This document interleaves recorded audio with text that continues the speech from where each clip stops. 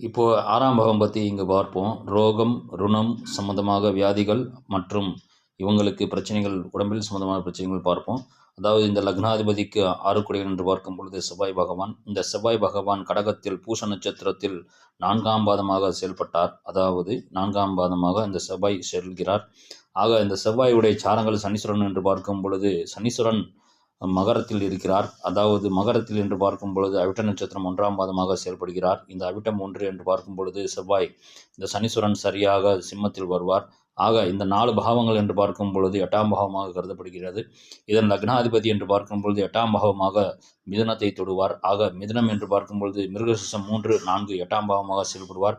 ஆக இது 8ஆம் பாவமாக செயல்படுகின்றன. இவருக்கு உடம்பில் சம்பந்தம், வெள்ளை தழும்புகள், தேமல் சம்பந்தமாக நோய் நொடிகள், வயிற்றில் சம்பந்தமாக பிரச்சனைகளாகவும் மரணத்திற்கு ஒப்பான கண்டங்களும் ஏற்படுத்தி கொண்டு இருக்கிறார். ஆக இந்த பாவங்கள்